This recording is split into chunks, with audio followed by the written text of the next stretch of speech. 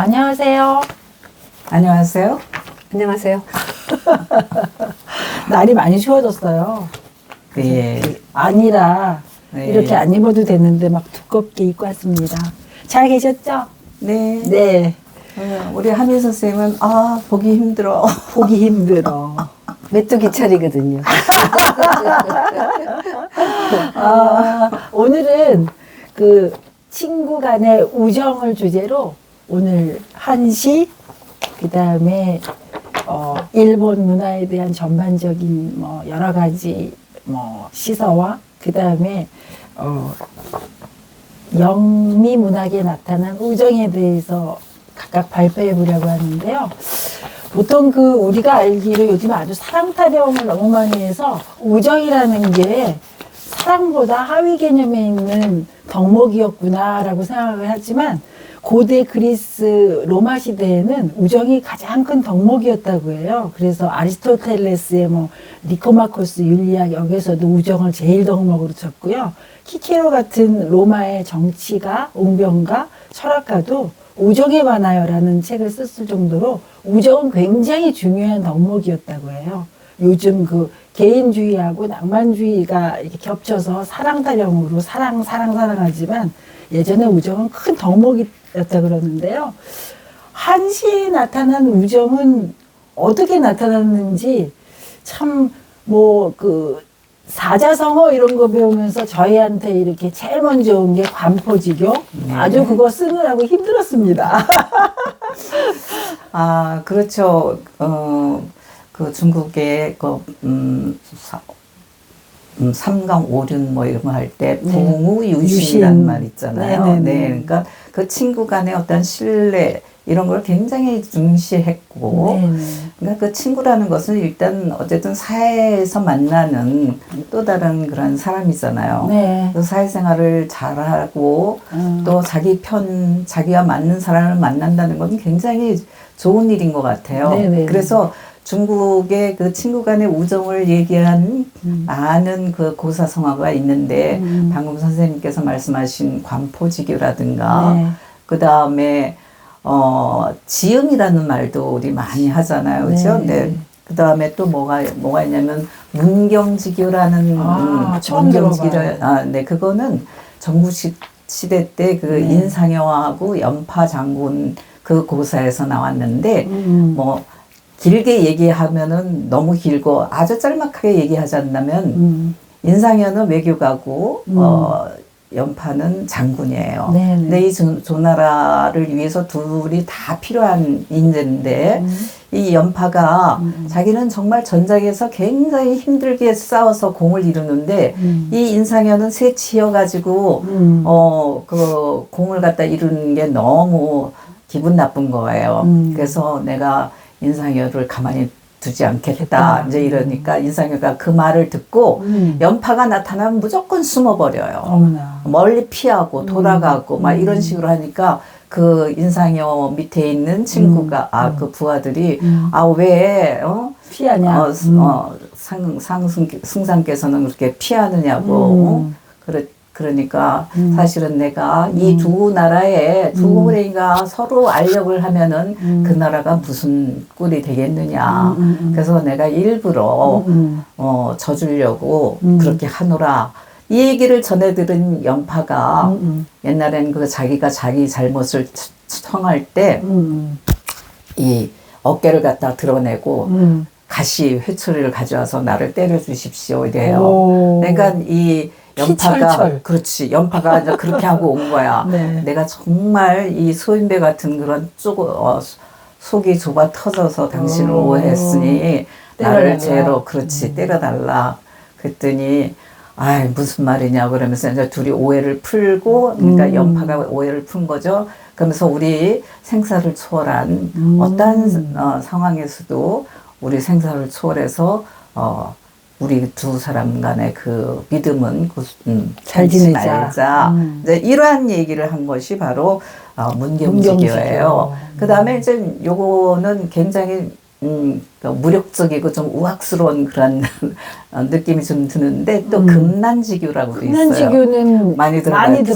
들어봤어요. 이 금난지교는 아주 여학생한테 어울리는. 그렇죠. 새처럼 단단하고 난꽃 향기처럼 아주 은은한 그러한 그 우정을 갖다가 맺는 걸 갖다가 일컬어서 금난지교라고 하는데요. 네. 아무튼 이렇게 그 세속적인 이해관계를 초월하여서 기꺼이 친구를 위해 목숨도 내놓고 그죠? 목숨도 내놓고 그다음에 믿음과 아량으로 친구를 보듬어 주는가 하면 이거는 관포지기에서 많이 나왔죠, 그죠? 굳이 말하지 않아도 이심전심으로 친구의 마음을 시험? 꿰뚫고 그렇죠. 이해해주는 이런 친구가 있다면 참 삶이 아주 풍요롭죠. 푸근하고 그다음에 찬란하게 빛날 것 같다는 이런 생각이 들어요. 맞아요. 그런 것 네. 같아요. 선생님 그런 친구 있으세요? 저요?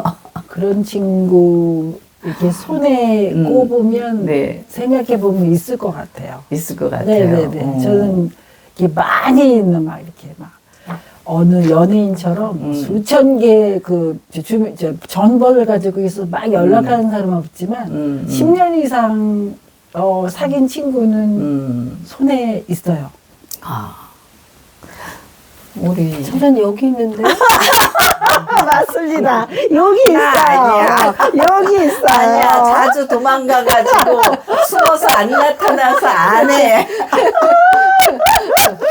하긴 그래요. 뭐 멀리서 찾을 거 있나 그지? 가까이에서 가까이 근데 살면서. 선생님 여태까지 한 그 대사 중에 여태 제일 멋있는 대사 중에 너무 제 자존감이 올라갑니다. 성공인가요? 성공이에요. 그러면 일본에서는 어때요, 선생님? 일본은요, 네. 그 왁카에는 진짜 우정은 안 나와요. 안 나오는데, 한 사람 정도 이름이 있는, 뭐, 누가 죽었을 때, 자기 친구가 죽었을 때, 그 사람을 추모하는 거를 그게 우정으로서 좀 잘 알려진 시고요.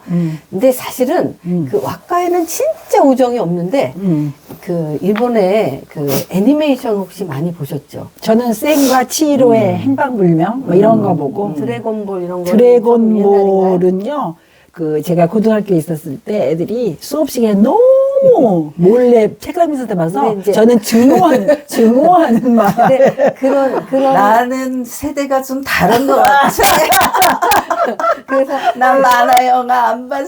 근데 그거가 대개는 일본의 이제 주간 마가진이라는 잡지가 있거든요. 그 소년 점프가 있다. 소년 점프가 점프가 제일 유명하고 점프는 1980년, 90년대에는 그 매주마다 나오는데 한 주에 600만 부가 팔렸어요. 근데 지금 좀 줄어서 지금 100만 부 팔려요. 한 주에. 아니, 근데 근데- 그 애니메이션의 그 주제가 뭔데? 근데 우정과 아니요. 관계된 거예요? 아니요. 근데 그거가 이 점프라는 잡지가 세 가지 주요 3대 테마가 있는데 첫 번째가 우정, 두 번째가 노력, 세 번째가 승리거든요. 세 가지가 3대 요소인데 우정은 같은 동지예요. 같은 일을 하는 같은 그 동지? 낙가마 동지에.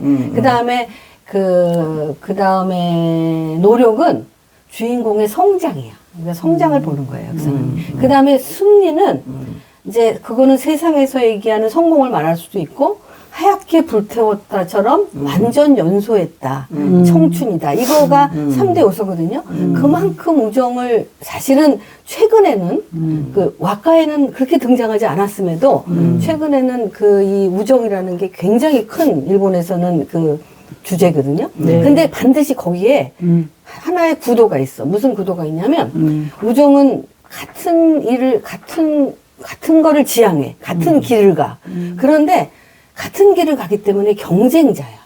그래서 항상 그럴 수 경쟁자로서의 갈등과 고난이 있어. 그래서 갈등과 고난을 겪고 비로소 진정한 우정이다. 이런 스토리가 되게 일본의 그 가장 전형적인 요즘 최근의 우정에 대한 말하자면 정의예요. 최근이에요? 비교적 최근이라고 생각하는데 근데 놀랍게도 왁카의 세계에도 이거가 그대로 적용이 돼요. 당연하지. 인간의 정서는 보편적이었고 시골 그래서 시골에서 네. 그래서 그 왁가에 그게 적용이 되는데 그 적용되는 이유 중에 하나는 왁가는 크게 이제 천황이 명령으로 시작된 거기 때문에 이제 하이쿠는 훨씬 뒤에 서민적인 걸로 출발했지만 이거는 굉장히 귀족적이잖아요. 천황이 명으로 시작됐는데 이 천황의 명으로 시작됐을 때 그 두 개의 행사가 항상 중요한 행사였어요. 하나는 왁가 발표회. 또 하나는 왁가 우타카이라고 얘기하고 그다음에 또 하나는 우타 아와세라고 그러거든요. 근데 우타 아와세는 콘테스트예요. 콘테스트. 그러니까 그 컴페티션이야. 그러니까 두 팀으로 나눠 두 팀으로 나눠서 하나씩 내 가지고 승부를 결정하는 거예요. 그러면 그거 심사가 있어야 되지. 그렇기 때문에 그 두 가지가 기본인데 그거가 일본은 지금 천황이 1월 달이 되면 그 궁중에서 신년 왁가 오프닝 행사를 해요. 근데 그 왁가 오프닝 행사는 어떻게 하냐면 전년에 8월에 공모를 해. 테마를. 뭐 예를 들면 뭐 빛, 뭐 이렇게 되게 한 글자인데 그래서 그거를 8월 달에 공모해서 그거를 되게 한 2만 정도 왁가가 모이거든요. 그러면 거기에서 선자가 심사자가 그거를 10개 정도 추리고 그건 이제 콘테스트지. 그리고 천황하고 황후는 발표를 해요. 그래서 그거가 합쳐진 형태로 지금 반드시 1월 달에 하고 있는데 이거가 콘테스트 형식이 된 건 1871년부터고 천황의 신년 왁가 모임은 1200년부터 했으니까 800년 한 거예요. 근데 사실 경연을 한다 하더라도 그 시 같은 거는 즉석에서 어떤 시제를 갖다가 줘야지 그 정말로 그 사람의 실력을 갖다가 드러낼 수 있는데 이거는 왜 그렇게 이거는 미리 이제, 줘? 이거는 행사니까. 이거는 이제 신년 모임이니까 그렇고 그때는 이제 실제로는 그때 주거든요. 그때 주는데 단지 그거는 반드시 심사자가 있어야 되잖아요. 그래서 그 심사자는 왁가는 놀랍게도 그 심사자 하는 가게가 정해져 있어요. 레이제이라는 가게가 그 가게가 난 가게라 그래서 샵인 줄 샵이 알았어. 아니에요. 가문. 그게 패밀리. 그래서 그 패밀리가 이 처음에 우리가 그 칙선 왁가집, 고금 왁가집, 신고금 왁가집 이렇게 얘기했는데 신고금 왁가집을 편집한 자의 직계 후손이에요. 그래서 그 직계 후손이 그게 한 직계 우선이 결정된 거가 한 900년 정도 되니까 몇백 년 동안 해가지고 그 가문이 지금도 그 심사자의 역할을 해요. 근데 그 일본의 왁가에는 우정 얘기가 정말 안 나오고 뭐 이렇게 목숨을 서로 목숨도 내놓는 그런 친밀한 그러니까 사이다. 우정하면 거창하게 할 거 없이 그냥 친한 친구야. 근데 그 일본의 경우는 좀 재밌어요. 뭐냐면은요, 이런 거가 있어요. 대가가 남긴 왁가에는 이렇게 돼 있어요. 왁가의 길을 같이 거는 친구여. 그래. 감동이구나. 서로 마음을 합하여 세월을 쌓아왔으니. 이거가 이제 같은 그렇지. 동지로서의 그 연대감이죠. 그렇지. 근데 동시에 이들은 콘테스트에서 서로 경쟁자란 말이에요. 그리고 똑같이 칙선 왁가집에 내가 선발돼야 된단 말이에요. 그래서 경쟁을 하는 상대이기 때문에 항상 경쟁자로서의 긴장이 있어요. 긴장 관계에 있어서 또 하나 이 시가 굉장히 많은데 이 시가 이거는 좀 직접적인 걸 내가 골랐는데 뭐 좀 더 뭐 눈으로 내리는 눈이 쌓이는 걸로 비유하는 것도 있고 그렇지만 좀 더 직접적인 거는 왁가의 길. 같이 겨루는 친구는 승부에 따라 마음이 흔들린다. 굉장히 직접적이죠. 그래서 이런 갈등 관계 이런 거가 항상 같이 있는 그런 공존하는 관계로서 우정은 항상 그런 구도로 그려진다. 그 왁가에서의 세계도 예외가 아니다. 근데 어느 한쪽이 그거를 품어. 둘이 똑같아서는 우정이 안 돼. 안 되지. 항상. 근데 경쟁. 아까 그 문경지기 같은 것도. 하나가 인상효가 마음을 품고, 너그럽게 상대방을 품고, 그러면서 그 두 사람의 우정이 이렇게 형성이 되는 거거든. 일본은 그러니까 치열하게 싸워. 치열하게 싸워. 긴장 관계 있어. 그렇지만 그 고난을 넘어서서 우정 이런 경우가 많은데 근데 이제 왁가하고 달리 하이쿠는 그런 그 이에모토 같은 그런 그 계승자 패밀리가 없어요. 그리고 신분도 넘어서 여러 이 천황이나 뭐 이런 황족 그 귀족이나 이런 거가 아니고 서민이나 무사나 뭐 이런 사람들이 하기 때문에 훨씬 더 자유롭고 그런 이 뭐라 그럴까 그런 경쟁 구도가 훨씬 적어요. 적어서 이거는 좀 유명한데 그 하이쿠에서 가장 유명한 마츠오 바쇼라는 사람, 이 사람이 이 사람 하이쿠에서 가장 유명한 많이 사람이라서 들어봤어요. 이 사람이 실제로는 그 뭐 후손을 남기지 않았지만 후손을 남겨서 그런 제도를 만들지 않았지만 그런 제도에 제일 가장 가까운 사람이죠. 이 사람이 1689년에 이제 굉장히 후대 사람이에요. 1689년에 150일 동안 여행을 하면서 이제 그 수필도 쓰고 시도 썼는데 그때 이제 그 5살 어린 제자 겸 동지하고 같이 여행을 하거든요. 근데 그 제자가 50일 동안 같이 여행하고 뭐 이 사람은 무사였어요. 무사 계급이라서 공무도 있고 또 건강상의 문제가 있어서 도중에 돌아갔어요. 그때 이별을 하면서 시를 남겼는데 이 시는 좀 저는 처음에 이게 이 시가 무슨 뜻인지 몰랐어. 들어보세요. 가는 봄이여 새는 울고 물고기의 눈에는 눈물. 이 시 무슨 뜻인지 아시겠어요? 저는 이거 한참 동안 무슨 뜻인지 몰랐어요. 가는 눈물.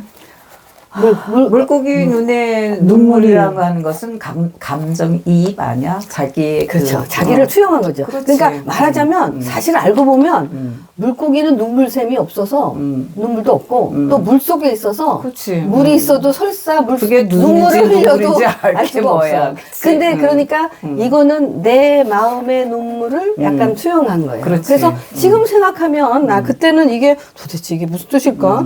가는 봄이요. 가는 봄이라는 건 친구의 이별을 얘기하는 거고요.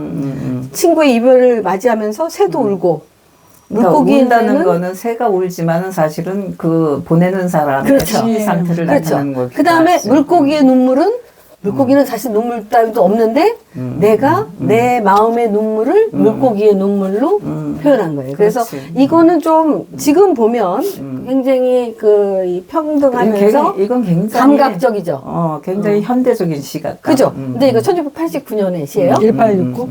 1689. 16. 가는 봄이요. 가는 봄이요.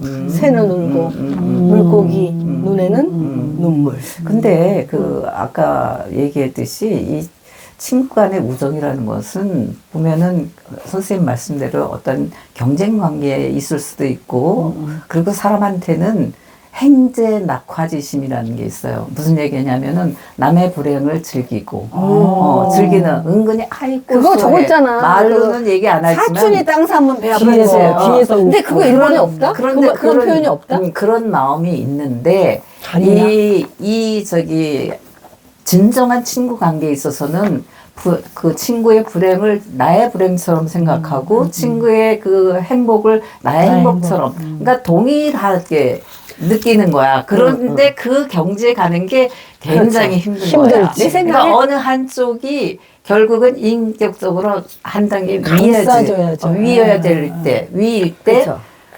그게 형성이 그러니까 되는 그게 것 다른 것 같아요. 그러니까 그런 감정을 진정한 우정이라고 생각하는 게 일본이라고 없겠어요? 당연히 있는데 다만 우정했을 때 가장 심금을 울리고 어떻게 우정이 저럴 수가 있지? 이런 건 역시 같이 그 공동체면서 동시에 겨루기도 하고 고난도 겪고 또 그러나 또 서로 이기고 지는 승패에서 저도 품고 이기도 품고 이런 거가 결국은 그 가장 그 일본인에서 우정에서 다가오는 거 아닌가. 혹시 국보라는 영화 최근에 안 보셨죠? 안 봤어요. 최근에 지금 굉장히 화제가 된 국보라는 영화가 있는데 역시 지금 이 실사로 지금 1위거든요. 일본에서. 근데 이 한국에서도 그 제일국보 감독이라 그 상영을 하고 있는데 이것도 결국은 이 주제예요. 일본인이 생각하는 우정이라는 약간 그런 정의가 나와요. 그래서 이 중국에서 보면은 그 고사성어에 나오는 그런 우정도, 이제 그 우정의 한 갈래를 갖다가 대표하지만은 실제 생활에 있어서 그 정말 친구 간의 우정을 누구하고 누구가 가장 친한 친구인가 이런 걸 갖다가 역대를 통해서 10팀을 갖다 뽑아요. 근데 이제 나는 그 10팀을 다 소개하진 못하고 여기서 내가 소개하고 싶은 거는 원진하고 백거이는 원진하고도 친했고, 그 다음에 유석이라는 사람하고도 친했어요. 이 두 사람의 경우를 한번 여러분한테 소개해드리고 싶은데요. 그 원진은 백거이보다 7살 아래야. 근데 같은 해에 그 과거 시험에 합격했어. 보면은 사실은 경쟁자잖아요. 사실은. 그렇죠. 과거 시험에 경쟁자의 관계잖아. 근데 친구가 됐어. 근데 이 둘은 친구가 됐는데 이때 과거 시험에 합격해서 백거이도 장안에 있고 원진도 장안에 있으면서 결국 7년 만에 그 주변 사람을 쫙 살피면서 자기의 과거에 동기생 때 얼마나 많은 합격자들 중에서 근데 원진을 갖다 딱 고른 거예요. 그러면서 그 원진에 대해서 이제 우정을 맺고 그 우정을 회상하면서 백거이가 이런 시를 지은 적이 있어요. 관리된 후 7년 동안 장안에 살았는데 오로지 마음에 맞는 친구는 그대뿐. 지기를 얻는 것이 얼마나 어려운지 비로소 알았네. 그러니까 나를 알아주고 서로를 알아준 친구를 만난다는 것이 7년 만에 너 하나 얻었다. 그건 얘기거든요. 우리는 언제나 한 마음. 그러니까 그 친구의 조건 중은 마음이 통해야 되는 거죠. 한 마음. 우물처럼 파란이 일지도 않고 내가 세파의 마음이 이리저리 흔들리지도 않고 대나무처럼 곧고 바르지요. 그러니까 두 사람의 공통점은 대나무 같은 성격이라는 얘기지.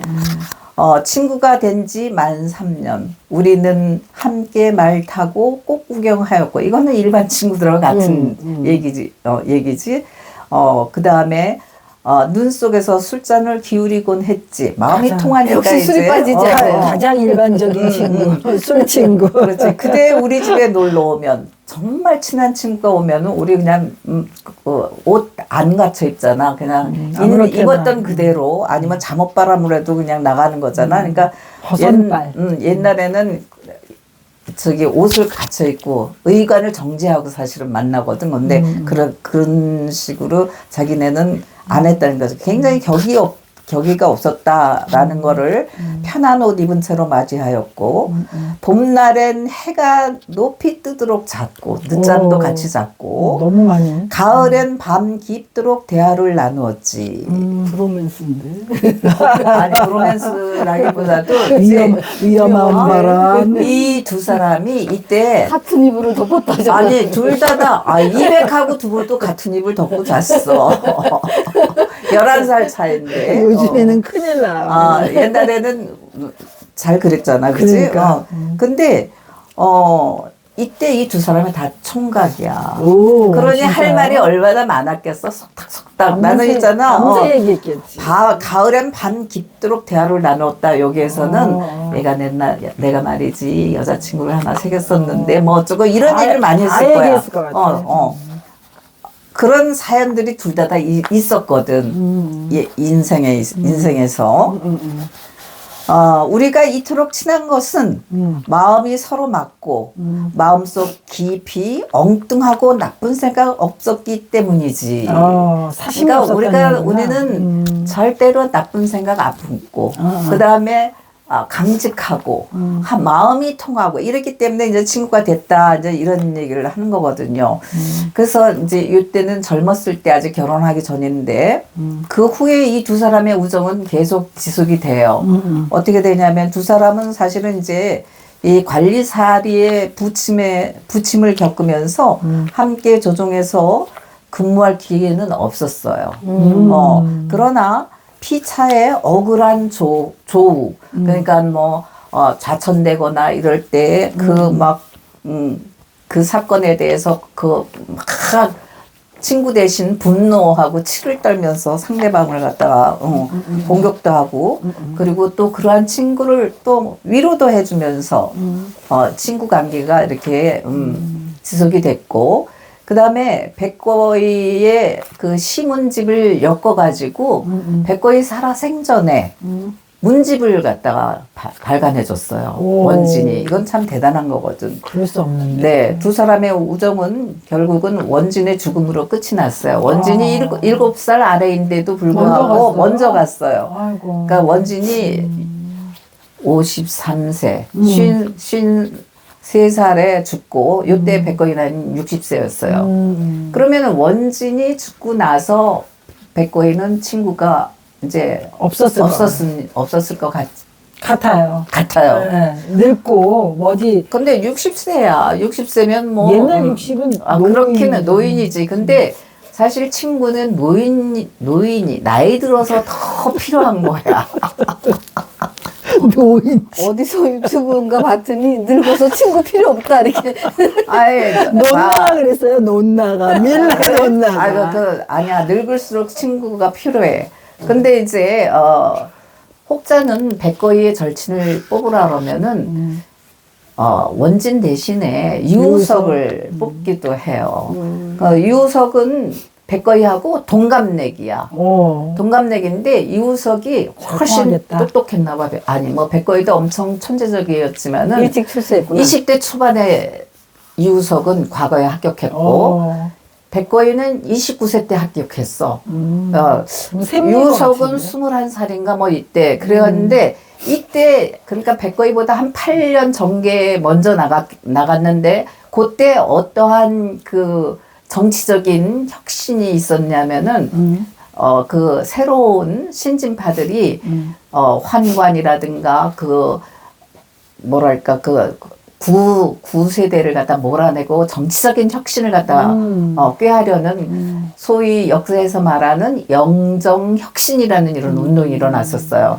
이때 한 8명이 그 핵심 멤버였는데 유우석이 그 중에 하나로 들어간 거예요. 멋있는 친구네. 근데 그 혁신운동이 성공을 했으면 유우석이 정말 실패했구만. 승승장구했을 텐데 항상 그래. 실패했어. 근데 실패하고 나서 너무나 가혹하게 23년 동안 유배 생활을 시켰어. 그것도 아주 오지에다가. 그러니까 옛날에는 장강 이남은 오지의 대명사인데 장강? 장강. 그 장강 이남에서 23년간 이 자천을 시켰던 거예요. 진짜. 그러니 이 사람 정말 엄청 억울할 거 아니야. 젊어서. 그러니까, 20몇 살에 갔다가 54살에, 아니다, 20몇 살이 아니라 30대 초반에 이제 그런 혁신운동이 일어났는데, 그때 가가지고 54살에 왔구나. 낙양으로, 그것도 장안으로 들어온 게 아니라 낙양으로 돌아온 거예요. 낙양 갔다 왔어요. 네.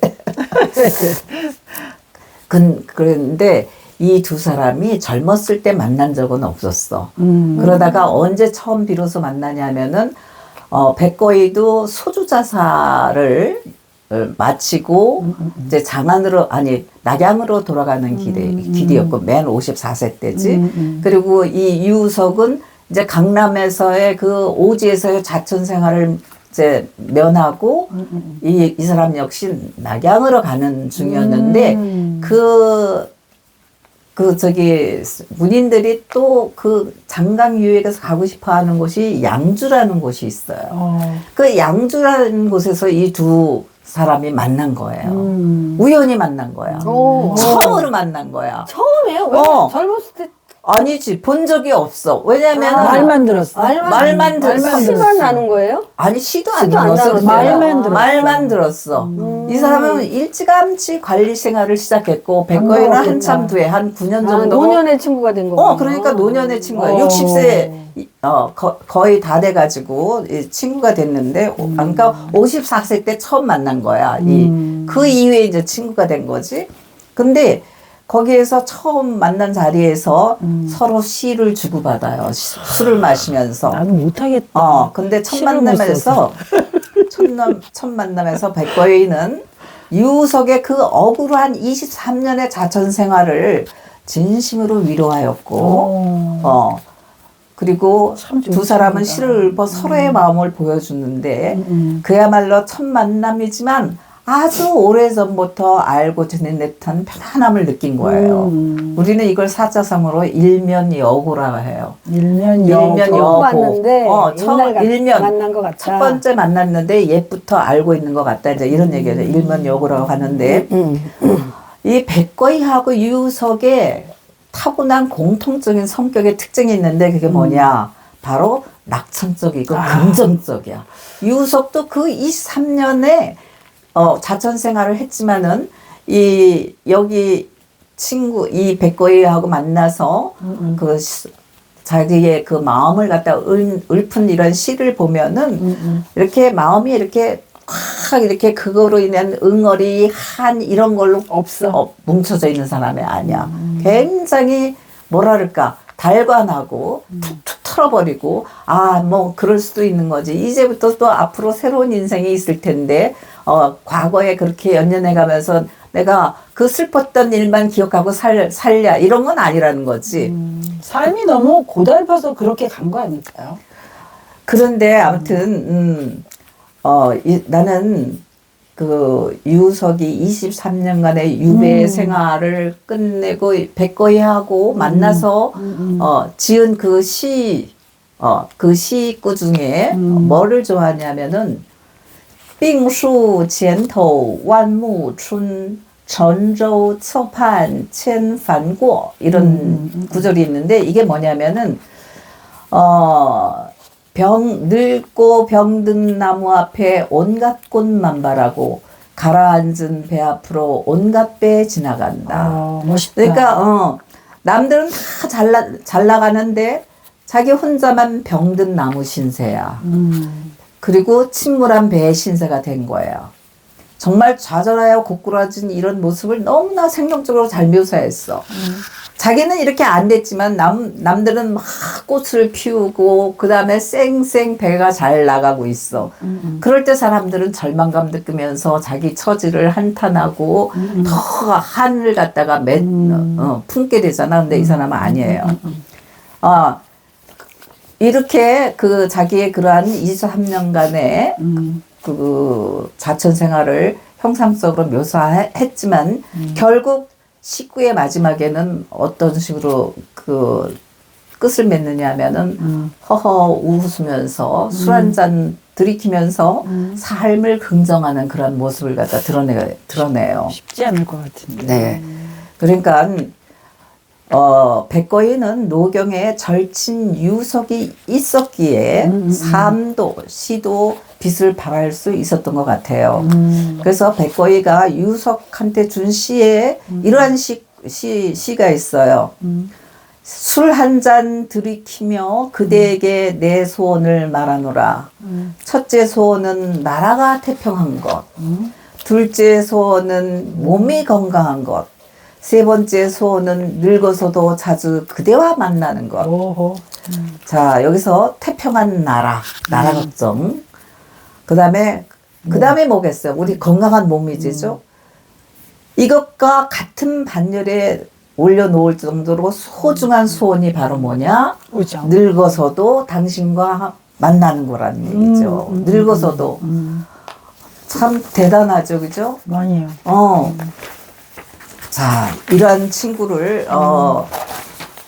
늙어서 나도 우리나라 좀 잘 됐으면 좋겠고, 그 다음에 우리 건강했으면 좋겠고, 그리고 늙어서도 자주, 그냥 가끔 이따금이 아니야. 자주의 여기에 방점이 찍힌 거야. 자주 만날 수 있는 이런 친구가 있다면, 그 노후가 얼마나 살만 나온 노후겠어요. 그죠? 그쵸. 그래서, 이거는 정말 그런 친구가 있다면 이건 축복이라고 할 수 있죠. 아주 축복받은 그죠? 인생이죠. 네, 그런 친구가 있으시죠? 있어요. 여기 있어요. 좀 다시 생각해봐야 될 것 같아. 그렇지. 여기 있어요. 다시 생각해봐야 될 것 같아. 언니 나빠. 선생님, 제 얘기가 너무 길었는데, 선생님. 오늘 저는 예전부터 제가 그 티파니에서의 아침 무대 그 오드리 헵번의 그 광팬이라는 거 아시죠? 그런데 오드리 헵번이 그 영화에서 문 리버라는 노래를 기타 치면서 부를 때 문 리버의 가장 마지막 그 구절에 이런 구절이 나와요. My Huckleberry Friend, Moon River and Me 하고 끝났는데 저는 허클베리 프렌드가 뭔지 그걸 제가 찾아서 어디서 답을 찾았냐면요. 그 마크 트웨인의 허클베리 핀의 몸을 잘못 생각하면 에이 뭐 애들이 보는 책이지라고 생각을 하지만 결코 그렇지 않습니다. 제가 그 만화로 떼었던 허클베리 핀의 몸을 책으로 읽고 난 다음에 아, 이렇게 심오한 그리고 또 한 번 놀란 건요. 그렇게 허클베리 핀의 몸이 마크 트웨인의 그 기념관이 한니발이라는 그 미시시피 강가에 있는데요. 자기 기념관에서 그게 금서가 됐어요. 왜 그러신지 아세요? 왜냐하면 자기 기념관에서 자기 금서가 되다니 이런 아이러니가 그렇죠. 이상하잖아요. 왜 그랬냐면 미국은 아직도 남북전쟁 1865년에 수령헌법에 의해서 명문화돼서 노예제도를 철폐했지만 아직도 인종차별, 백인 우월주의 이런 게 아직도 있기 때문에 그 안에 보면은 마크 트웨인의 소년 시절은 노예제가 있었던 시절이에요. 그 시대를 배경으로 했기 때문에 뭐 요즘에 우리 애들이 막 흑형, 깜씨, 뭐 껌둥이라는 말이 니거라는 말이 몇백 굉장히 많이 나오고요. 거기에 그 책에. 그다음에 이제 거기는 그 허클베리라는 애가 그 제도권을 벗어나서 자유를 누리고자 하는 애. 학교도 안 가려고 그러고, 교회에도 뭐 가까스로 더글라스 부인이 뭐라고 기도해도 맨날 딴 생각하고, 그 다음에 심지어는 아이들의 로망인 조그만 12살에서 15살 청소년인데 담배도 펴요. 그 애들이 정말 하고 싶은 일을 다 하고 있지만, 뭐 인종차별적인 발언과 여러 가지 폭력적인 장면, 그 다음에 청소년이 해서는 안 되는 일을 너무 자유롭게 펼쳐놓은 까닭에 자기 기념관에서 금서가 되고, 그 다음에 주에 따라 다르지만 요즘엔 몇몇 곳에서도 아직도 그 책이 금서가 됐다는 얘기는 그런 거 있잖아요. 상반제도가 우리나라의 감옥경장으로 이렇게 철폐가 됐지만 사실 상반제도의 의식 자체가 정말 깨졌던 건 불행한 우리의 내전이 있었던 6.25 이후에 상반이 많이 무너졌듯이 그리고 아직도 뭐 백정에 대한 그거는 옛날에 그래서 이제 백정에 관한 그 없죠. 부정적인 없는데 이제 기계가 것 같아. 사람을 그러니까. 소를 죽이기 때문에 기계가 사람이 아니고 소예요, 소. 죄송합니다. 그래가지고 형평사 운동이라고 아직도 그 문형배 씨의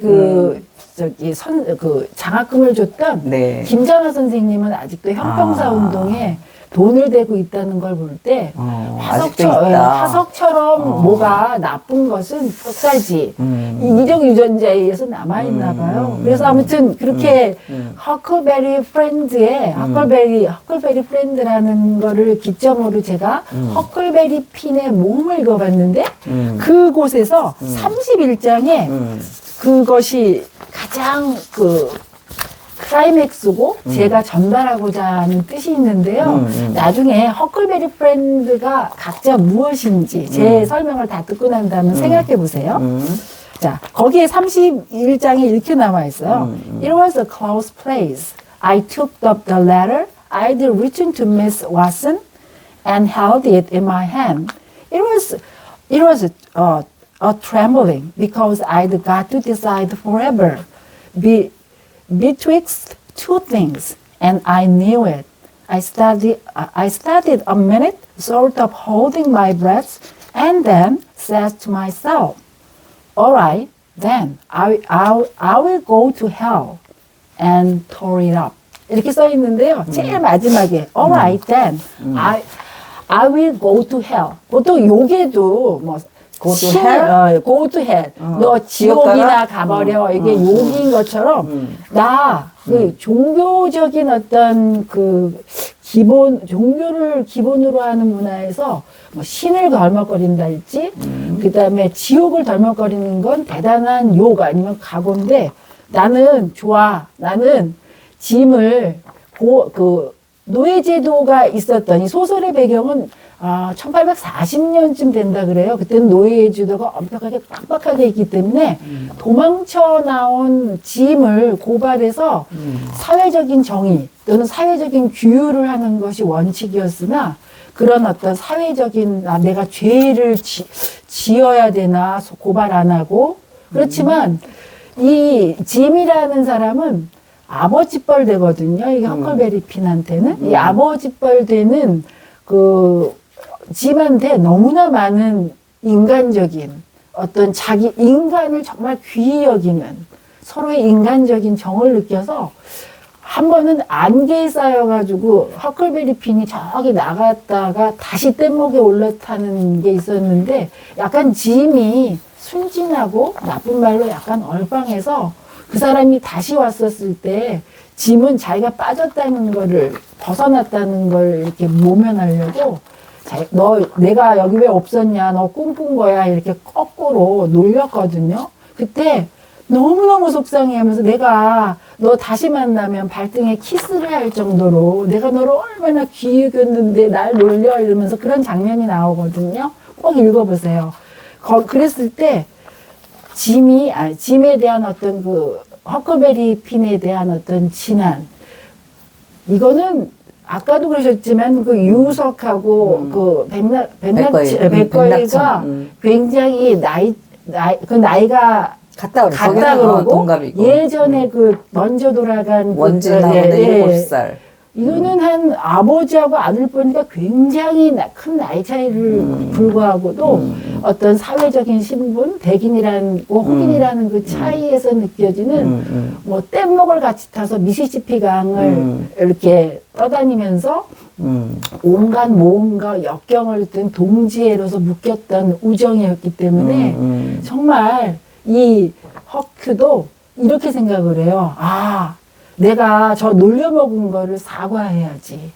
나도 기회가 온다면 짐의 발등에 키스를 해주고 싶어. 그건 인간에 대한 어떤 근본적인 저 밑바닥에서 나온 어떤 우정 아니면 할 수 없는 말이고, 그 다음에 노예제가 엄연히 있었던 그 소설 배경에는 감히 백인의 주인의 입장에서 그 흑인 노예에게 사과한다는 건 있을 수 없는 일이거든요. 그러니까 그 두 사람의 관계가 그러니까 나이 차가 아버지하고 아들 정도의 뻘이에요. 네, 뻘인데 짐은 도망쳐 나온 노예고, 그 다음에 허클베리는 뭐 학교고, 뭐 여러 가지 하려는 게 너무 많은 거예요. 허클베리 핀은 톰 소여 친구 아니에요? 톰 소여 친구인데 톰 소여는 제도권 안에서 그래도 아버지는 없지만 이모의 보살핌으로 학교도 다니고 뭐 교회도 다니면서 일상을 유지하면서 정말 그 해적놀이를 해서 뭐 갖은 모험, 짓궂은 장난을 많이 쳤던 제도권 안에서 어떤 자유를 누리는 애라면 허크는 사실은 엄밀히 얘기하면 불황아예요. 같이 나와요? 그러면 그 소설에 허클베리 핀하고 톰 소여 같이 나와요. 같이 나와요? 같이 이제 이게 허클베리 핀의 모험을 보기 전에 톰 소여의 모험을 먼저 보세요. 다른 책이죠. 다른 책이고요. 거기에서 그 해적놀이를 해서 굉장히 많은 돈을 보물섬에서 인디언조회를 통해서 보물섬을 발견해서 돈을 많이 가지게 되니까 왜 그렇잖아요. 돈을 어린애가 많이 가지게 돼서 더글라스 부인이라는 사람의 위임이 되고 그 다음에 왜 돈 많이 생기면은 생기는 현상이 있잖아요. 안 찾아오던 아버지가 와요. 그래서 아버지의 그럼 어린 시절에 돈을 버는 거예요? 그렇죠. 12살, 15살에 맨날 읽었어요. 한번 읽어보세요. 잊어버렸어. 다 잊어버렸어. 워즈워드가 왜 어린이는 어른의 아버지라 그랬겠어요. 어버이. 네, 어버이라 그랬어요. 정말 이거 한번 읽어보시고요. 제가 봤을 때는 여기서 가장 아까 제가 영문 31장에서 읽었던 이거 노예제도가 엄연히 아주 상가치 있는 현실에서 도망쳐온 노예를 고발해야 되는데 이거 죄인데 그래서 사실은 그 노예 주인 미스 왓슨한테 편지를 써요. 여기 있으니까 데려가라. 그런데 쓰다가 보니까 그 미시시피 강 제가 미시시피 강의 뉴올리안스랄지 센트루이스 이렇게 쭉 보면 거기에 뗏목을 타고 내려오면은 굉장히 많은 일을 겪었고 어려웠을 때 그치. 정말 고난을 같이 했던 친구거든요. 그 친구를 내가 다시 아니, 근데 하면은 친구라기보다는 아버지와 아들 같은 근데 거기는 그냥 친구로서의 어떤 인간의 인류애를 기본으로 한 우정이라고 볼 수 있어요. 이러면 반말을 해요. 왜냐하면 둘이서? 예전에 그 우리나라에서도 하긴 영어로 굉장히 하는 거 아니야? 안 해요. 하긴 번역을 있잖아. 그렇게 했어요. 하긴 우리 이런 말이 있어요. 망년지교. 망년지교라는 거는 나이를 잃어버리는. 나이 차를 잊은 그런 교육. 그러니까 그 사람 두 관계는 망년지교라고 할 수 있겠네요. 나이를 잃어버릴 정도의 인류애를 그 기본으로 그러네. 한 그 우정이었기 때문에 고발하지 않고 그 수많은 모험과 역경을 초라니 짐과 허클베리는 우정이라는 것에 묶어볼 수 있고요. 그 다음에 결국은 고발하지 않고 난 지옥에 갈 거야. 나 그러면서 편지를 찢는 장면은 아마도 마크 트웨인이 허클베리 핀의 모험에서 자기가 말하고자 하는 것을 제일 극명하게 나타냈다고 그러고 일단은 허클베리 핀의 모험에 그 방점을 둔다면 그 문 리버에 나와 있던 My Huckleberry Friend는 뭐라고 생각되세요? 나 선생님한테 얘기 들어가지고 충마고 네.